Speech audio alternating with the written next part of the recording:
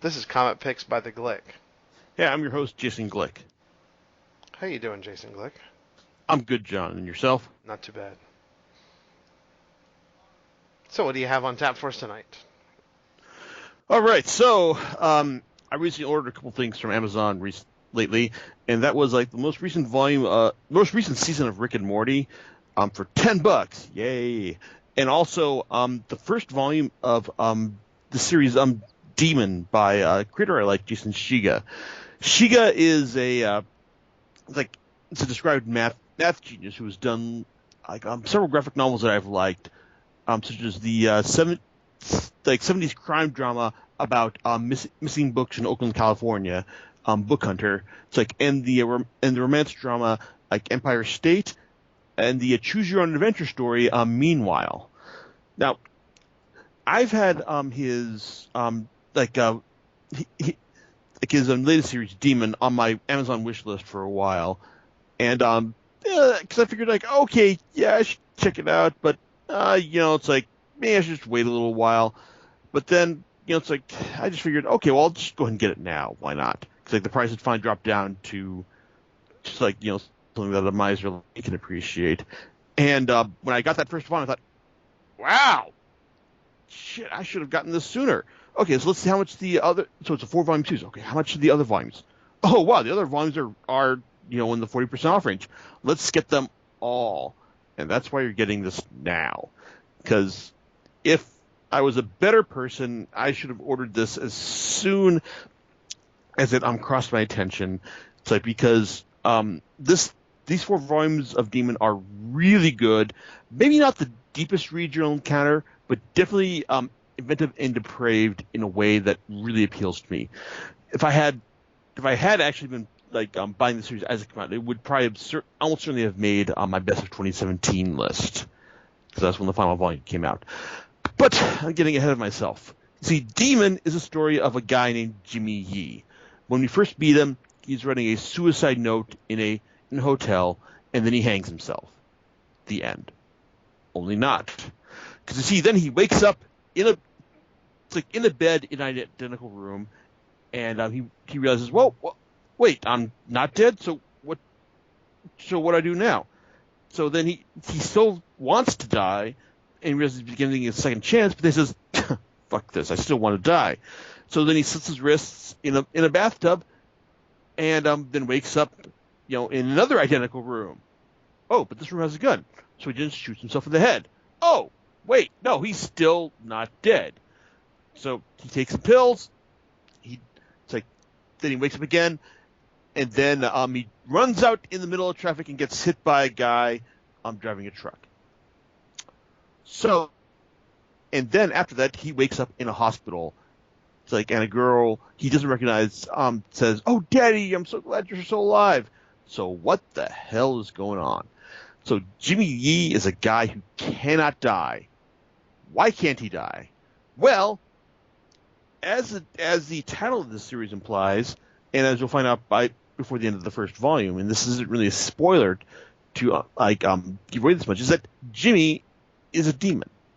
Whenever he dies, it's like his body goes into the into the head of the person closest to him, and so it's like he's effectively immortal in this fashion. Now, there is a certain amount of conspiracy theory here, because there's also an organization, the OSS, that knows all about Jimmy, knows about his origins. It's like where he came from. It's like, and they want to have him to help recruit him to take out the original, one of the original demons for the modern era, so to speak. It's like, and help bring about world peace. Now, this is getting into the second volume, but Jimmy is like a math guy with a photographic memory whose only aspiration in life has been to be the best kind of actuary around.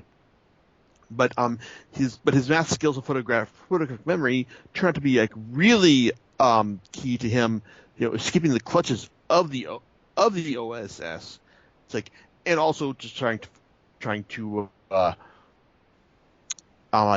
earn his own freedom as well. It's like, in fact, there's there's just like some really clever, really dark and disturbing stuff that Jimmy does as well. In fact, it's like Jimmy, it's like all the people he kills, it's like over the course of the series, you think that he's really, not a good guy, but it's like when you're in his situation, you're a guy, someone who's got this ability, just to not die. It's like, hey, and I got this kind of curiosity. It's like, if you're like, well, why not? It's like, it's like Demon is kind of like it's kind of like a clever bit of nihilistic fun that indulges in the in all the the what ifs that we would have if we were given this this ultimate freedom, so to speak. And it's like, and it goes in lots of really clever and dark directions, whether it's like like finding ways to have sex with the Hollywood starlets, to murder yourself in interesting ways, to to assume the position of kings, or just to have sex with a camel. Yeah, it's like Demon goes in all sorts of interesting directions. In fact, when I brought up the fact that I picked this up at the same time as like the third season of Rick and Morty, I wasn't intending anything by this, but it's like reading Demon along with watching that third season kind of gave me the feeling that that Shiga's mindset is kind of akin to Rick and Morty's nihilistic worldview, in the sense that like that's a series that will that loves to go dark. It's like at a moment's notice, but also has the depth of character needed in order to sustain that. Demon is definitely of that same breed as well, in the sense that it's going to there's lots of rampant murder, and just senseless violence, just that you wouldn't expect from a from your average comic story. But it's like I said, I guess what I'm trying to say is that Rick and Morty goes in really disturbing, unexpected directions. Demon also does that as well. If Demon has any weakness, is that it's doesn't have quite the same emotional depth of say Rick and Morty. It's like I'm kind of try to dial back the comparisons at this point, but because Shiga does have a lot of inventiveness. It's in how Jimmy deals with his immortality. So when he's fighting off his nemesis Hunter from the OSS, particularly in Volume 3 when they dive out of buildings, and drive out and find themselves on various highways trying to kill each other. Or when they wind up killing each other to the point where they wind up having two bodies that are actually having sex with each other. That's the kind of craziness you can expect. And at one point when it looks like Hunter's actually killed Jimmy, well, of course he hasn't, but when you find out just how Jimmy has managed to survive, it's specifically at the big reveal at the beginning of Volume 4, it's really kind of special and kind of disturbing as well. But Demon, Demon is a lot of fun, but it's really a lot of fun for those of us who have just encountered read a lot of a lot of stories that just ended as we'd expect.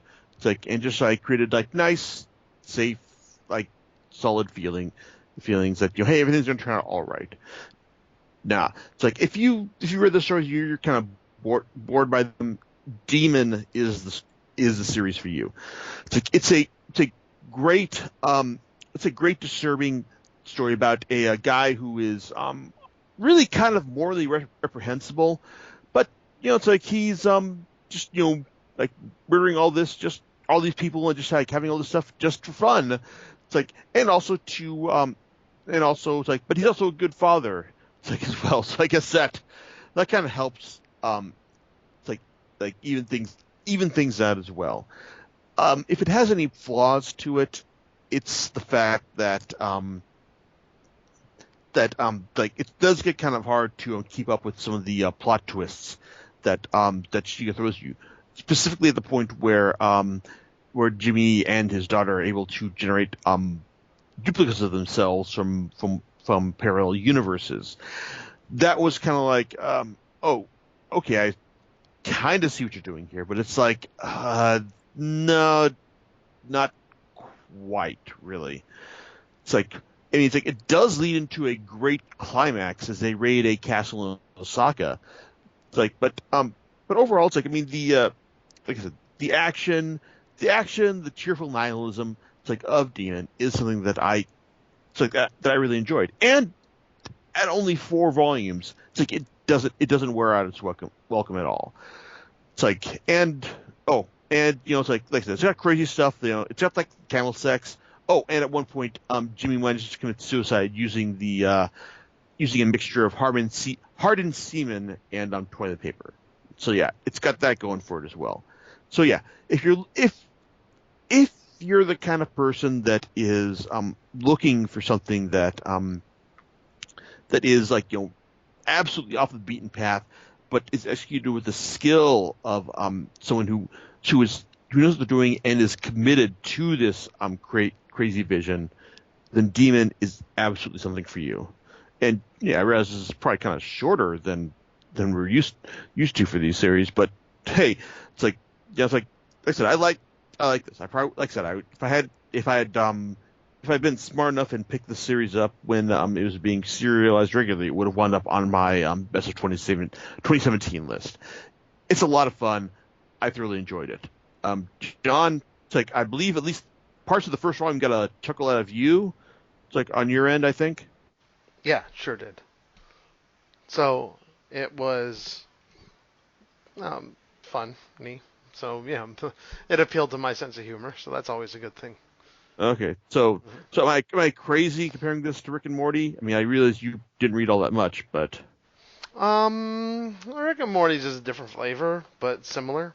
But yeah, I wouldn't equate it to it, but I would say that yeah, it's definitely if you like the points of view, if you like that if that makes you laugh and that's kind of me, then yeah, I would say go for it. And is there any dialogue in this thing? oh, absolutely. It's like Yeah. yeah. So I mean, it's I like think you said something about it, and I was just verifying it. oh yeah, it's like it like I said, the first volume starts off with it's like the series it definitely evolves in strange directions like from the first volume because by when you get to the end of volume 2 things have already gone 100 years in the future, and by the end of volume 3 you're like everyone's like 250 years in the future as well.